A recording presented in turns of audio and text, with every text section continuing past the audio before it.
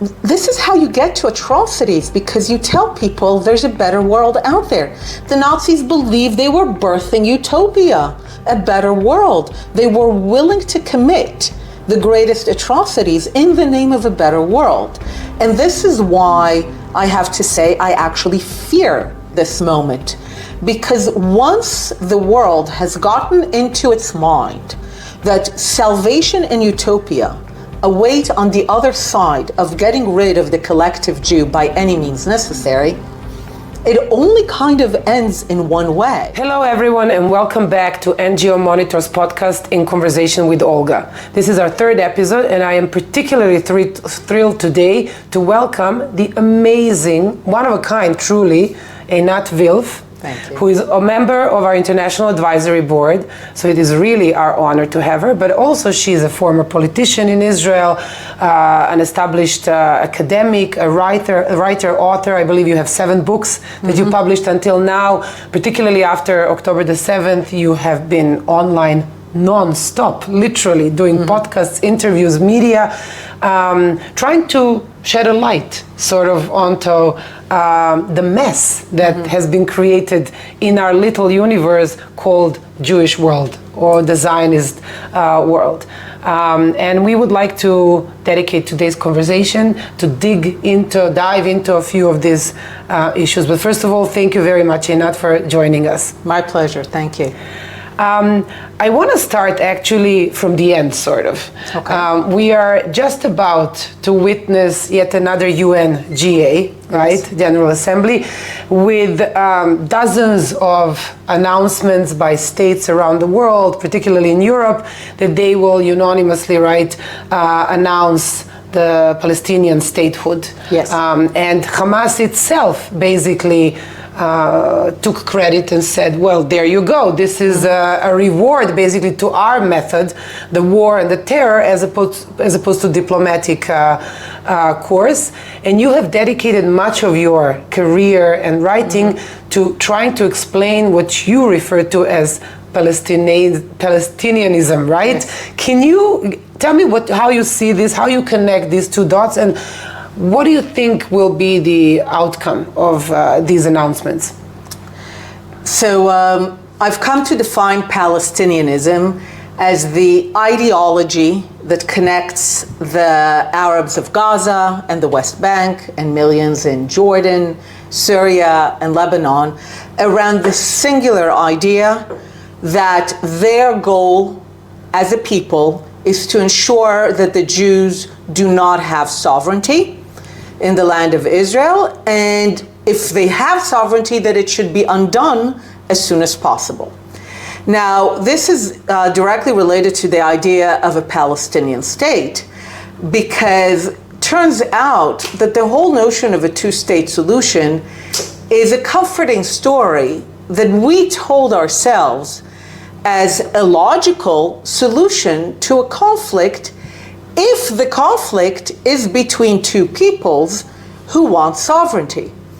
But I always bring the quote in my talks, in my books, by Ernest Bevin, the British foreign minister after World War II, who goes to the British Parliament in February 1947 to explain why Britain actually failed to fulfill the mandate of the League of Nations, before the United Nations, to help the Jews achieve sovereignty. It didn't fail the Arabs, it created Jordan and Iraq and Syria and Lebanon with the French, but it failed the Jews. So he needs to explain the British failure. And he says His Majesty's government is faced with an irreconcilable conflict. Now, the reason I love this quote is that in February 1947, you don't have any excuses. What are the excuses we hear about why there's no peace? The occupation, settlements, Netanyahu, Ben Gvir, Smotrich, right-wing government, refugees. We hear a lot of things. In February 1947, none of them exist. So it's great because there are no excuses. And he says, look, Britain failed because His Majesty's government is faced with an irreconcilable conflict. Now, he calls it irreconcilable in February 1947. And then he explains the reason the conflict is irreconcilable is because in the land there are Jews and Arabs. No one, of course, is called a Palestinian at this point. And he says each one of them has a top priority. The Jews want a state. And he says, and the Arabs, as their top priority, want the Jews not to have a state. The phrase is resist to the last the establishment of Jewish sovereignty in any part of the land. So it turns out that this is not a conflict between two peoples seeking self-determination and statehood, in which case a two-state solution makes sense. It's a conflict between the Jews wanting a state and the Arabs, the Palestine Arabs, wanting the Jews not to have a state. In that case, a two-state solution doesn't make much sense, because for the last century you can actually show that the Jews have always said yes to every two-state solution, provided one of the two states is the Jewish state. Imagine that. And the Arabs have always rejected every two-state solution if one of the two states is the Jewish state. So now we come to this whole Palestine recognition. What turns out is that among the Arabs of Gaza and the West Bank, the Palestinianists, there's no debate about the end goal. They all share the end goal of no Jewish sovereignty anywhere in the land. The only difference is in the tactics. Hamas believes violence is the better way to achieve the end of the Jewish state. The Palestinian Authority believes that a kind of diplomatic encirclement is the best way to achieve it. And by the way, they work well together. Israel's inability to wage the war effectively in Gaza is because it has been diplomatically and politically encircled by the work of the Palestinian Authority. Now, they've been at it for years now, demanding recognition of Palestine and achieving it. 147 states recognize Palestine. Now, I call it Schrodinger's Palestine, because what kind of recognition do they want? Is Palestine a state for the purpose of assuming responsibility for having invaded Israel on October 7th, for surrendering so that the war is over, for recognizing that no one who lives in Palestine is a Palestine refugee, because that's kind of stupid, that there's no such thing as a return into a fellow state, what they call the right of return, settling in Israel? Is Palestine a state for all these purposes? No. The cat is dead. Is Palestine a state for the purpose of making life miserable for Israel and international bodies? This is the work of NGO Monitor, really kind of showing that, using the notion, the whole ICC is based on the idea that Palestine is a state. Mm-hmm. So is Palestine a state for the purpose of harassing Israel and international bodies? Yes, then the cat is alive. So what we see in this recognition is that it actually promotes nothing, because it basically gives the Palestinianists more tools to continue to pursue their goal of no Jewish state without ever demanding that they actually develop a peaceful vision of wanting to live next to a Jewish state. Mm-hmm. Like, for example, my criticism within Israel is that we need to be diplomatically more sophisticated. Rather than saying, no, don't recognize, it's a reward for terror. All true, but I don't think smart. I think we should say, very well, France, you want to recognize Palestine? You're saying that it's for the purpose of a two-state solution. They always say that. I follow the recognition of Sweden many years ago. They all say that they recognize Palestine to promote a two-state solution. Very well. We hope, France or Sweden, that one of the two states is the Jewish state. That's kind of the idea. In which case, make sure that your recognition is a package. Make sure that you also say that no one living in Palestine is a Palestine refugee. Make sure that you issue a legal opinion that there's no such thing as a right of return, because there isn't. Also call on Palestine to surrender so that we can finally end this war and release the hostages unconditionally. Do this as a package. Then let's see if the Palestinianists will congratulate France for the recognition. Wow, you've given us a lot, and I like the word that you use, unreconcilable, when you quote, right? It seems today, and I think it's particularly interesting for you to share your input on this as a politician coming from the left, right, and from the peace camp. Exactly. And in a way, you reconcile something that until today pretty much remains unreconcilable to left/progressive circles around the world, definitely not only in Israel, and the reality on the ground. I actually believe that the two-state solution is a myth, exactly for the same reasons that you state, because the two people don't want the same thing. One wants the destruction of the other, or at least non-existence, regardless of the borders, and whoever says 67 line or other is fooling himself or everyone around him or her.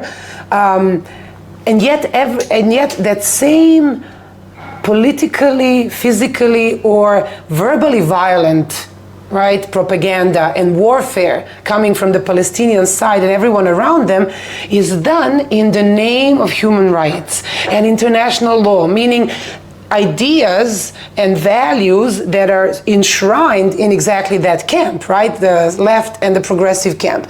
And it seems that particularly since October the 7th, there's nothing new, but it sort of exploded in the volume, in the magnitude, into our faces, that it continues to seem even more irreconcilable to come up with a solution that will, on one hand, in a way please, but also serve the Palestinians to have better life, to have a prospect of any sort of future that is void of violence, radicalization, terror, etc. And at the same time, save human rights as a notion. And that's, you mentioned NGO Monitor, that's what we today, especially since October the 7th, we will say, we defend Israel's right to exist as a Jewish homeland within the human rights space, because that is what is being weaponized. Is there hope? How do you see this? So I take it in two directions. First, I've found over the years, as I would tell my personal story and my personal journey from really believing that the only thing that stood between us and peace is another Arab state in the West Bank and Gaza, so on the lands of the Ottoman Empire, that part we tested. People like to erase that. We had several Israeli prime ministers who were elected to try to make peace through a negotiated solution of two states and establishing a Palestinian state. And when Arafat and Abu Mazen walked away from that and followed it up with violence, and there were no Palestinians who said we should have done otherwise, and we tried a disengagement from Gaza. So when I tell this personal story of really, in conversations with Palestinians, beginning to realize that they want something very different from what I thought they wanted and was willing to give, I noticed that there are two messages that are impenetrable. People are not willing to accept. The first is when I say Palestinianism is the ideology that unites all the Palestinians. They are all united in their complete negation and rejection of Jewish sovereignty, and the way to really simply test it is to ask them about return and refugeehood, because I've discovered that those are the two most effective litmus tests to know whether their vision of peace is really to live next to a Jewish state. And I always tell people, when people say, no, you're exaggerating, it's everybody, it can't be everybody, you have your extremists, they have their extremists. I'm like, no, this is the tragedy. The tragedy is that this is an entire people who have been funded and fueled and supported by so-called, international UN, human rights, all that, in the belief that one day they will win their war to undo the Jewish state. This is why they keep going. And I challenge people to find Palestinians who are not Palestinianists, and they only ever come up with the same four courageous and brave individuals that I already know and admire. The other message that I find that people can't accept is when I say that Palestinians are adults, meaning it's not that there's some incapable charity basket case. You talked about the human rights world. There's this notion that they are people constantly in need of assistance, support, aid. And I'm like, especially after October 7th, can we all agree that these are a highly capable people? The planning of this invasion and massacre required years of planning, investment in infrastructure. They have turned all of Gaza into one unified, integrated, weaponized landscape that military experts need to go to some island in Japan or in the Philippines in World War II to begin to compare, or to go to ancient times. That's what they did with all the billions that were flowing into Gaza by people who thought that Gaza is a miserable place. The planning of the invasion and massacre required vision of a perverted kind, but there was vision there. There was strategy. There was discipline. There was a whole intelligence operation. There was a propaganda war, which they're still waging incredibly effectively. Can we agree that these are not a bunch of incapable charity basket case? They are adults, and they are fighting and sacrificing and willing to do a lot for their vision. For many years when I would give this talk and I would tell various organizations, the billions you're pumping into Gaza, we're going to pay in blood for it. Because the people of Gaza all share the ideology that Gaza should be used to liberate Palestine, right? To ensure that there's no Jewish state. And I would tell, look, nothing good is going to come out there. And there was always this notion that they are like a people, like this miserable charity basket case in need of aid. And sometimes people would tell me, but don't they just want a better future for their children? And I would say, of course they do. Just the better future that they imagine is not what you think, college, more money. The better future they imagine is one in which there's no Jewish state. So sometimes I say that the highest level of human rights, in my view, is to finally give Palestinians the respect of taking them at their word. Give them the respect that they know what they're fighting for, and that they're willing to really fight, as Bevan said, resist to the last, so that the Jews have no Jewish state, and that all the money you give them, all the support and all the help, the recognition of Palestine, if you never challenge that ideology, everything you give them will always be used to serve that ideology. It's a very grim picture of the future, especially when we when we look at what is going on around the world. It used to be criticism towards Israel. If we take it even further back, it started with fighting occupation, right? That was the terminology. Today, after October the 7th, we see complete merging of anti-Israel behavior and propaganda and anti-Semitic attacks. Even more so, we see a complete blending of Palestinian terror organizations, oftentimes inspired or funded by Iran, obviously, and anti-Semitic attacks on Jewish sites and synagogues and Jewish communities around the world. And in a way, after October the 7th, all the curtain is down and the masks are off. How is it possible that nevertheless we find ourselves almost 2 years after October the 7th and the discourse has only gone more aggressively critical towards Israel and what we are doing? Can you share your views on the convergence of what is going on here with the global politics, and where will it end, or will it end for us? So I would argue that it's never been anything but that. It's just that for a very long time, we failed to connect the dots. But the dots were always being built for what we're saying now, this full merging and flowering. It was never intended for anything else. I've been following it for about 20 years. which is why I know that it has nothing to do with whether Israel has a left-wing government or a right-wing government, whether Israel occupies territory or gets out of territory, builds settlements, removes settlements. By now, I followed it enough time to show that those are things that don't make any real change. And this entire campaign, which I've called the placard strategy, because you see it on placards in anti-Israel demonstrations. And the placards are very powerful and very simple. They're built like equations. On one side of the equation that says Israel, Zionism, sometimes they'll just draw a Star of David. Then there's an equation sign.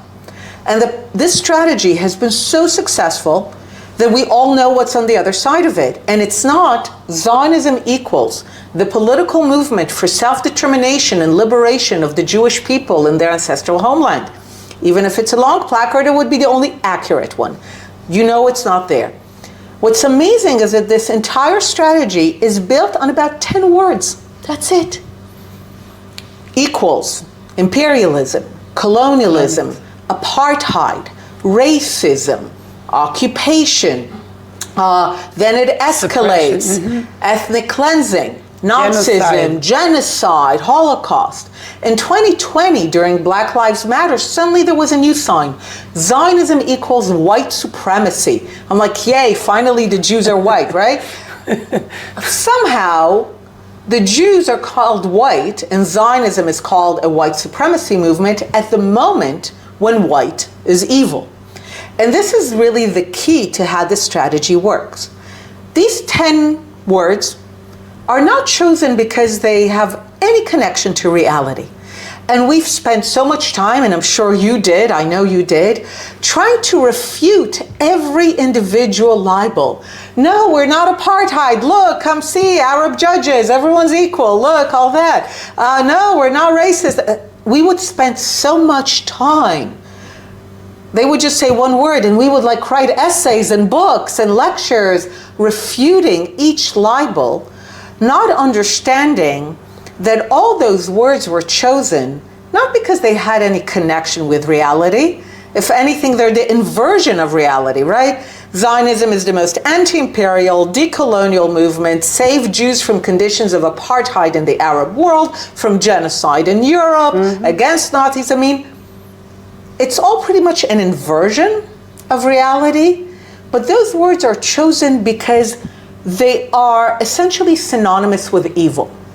So what people are exposed to are these repetitive kind of elements.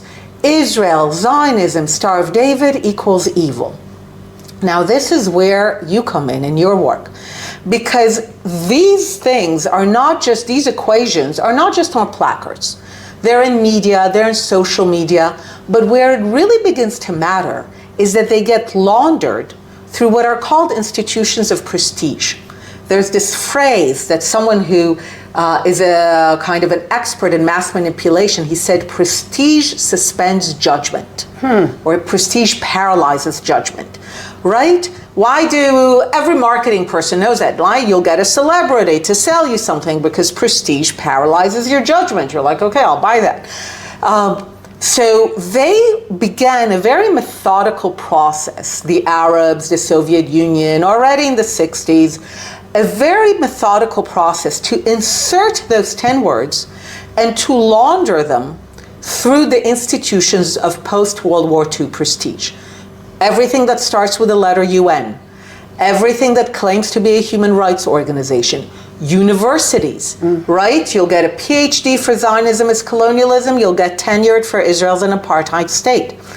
Now, people didn't take it seriously. So what? So the UN General Assembly that has an automatic majority since the 60s against Israel passed Zionism as racism. Who cares, you know?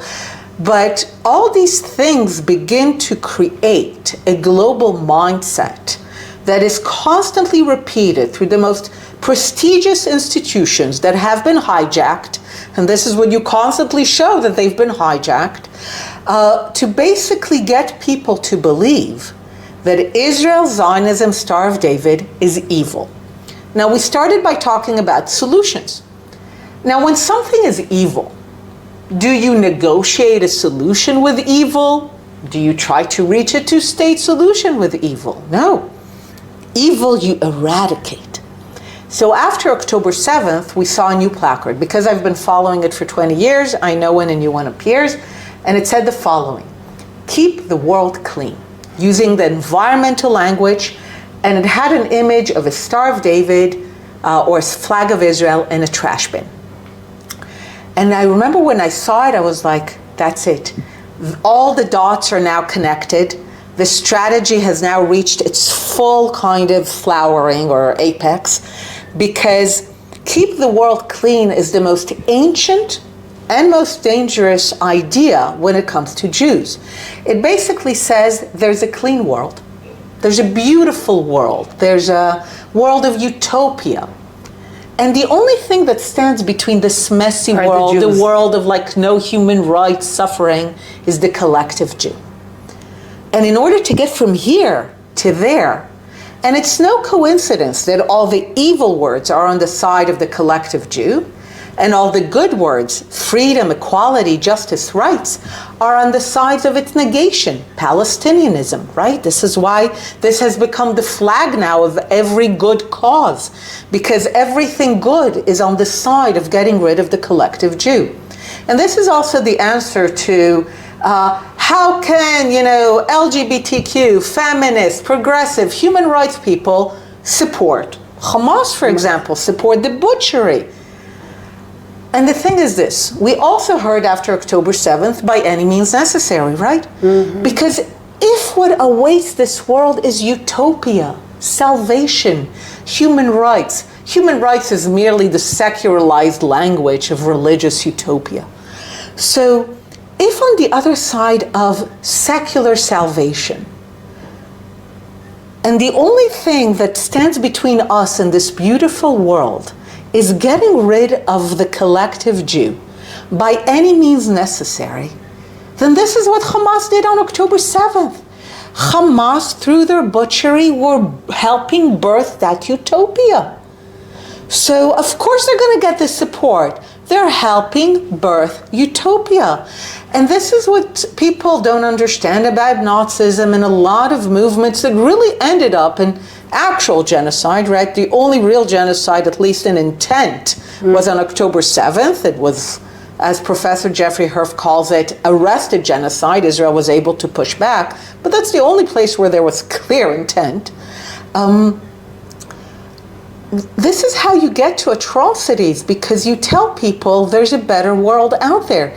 The Nazis believed they were birthing utopia, a better world. They were willing to commit the greatest atrocities in the name of a better world.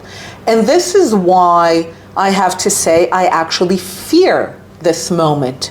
Because once the world has gotten into its mind that salvation and utopia await on the other side of getting rid of the collective Jew by any means necessary, it only kind of ends in one way.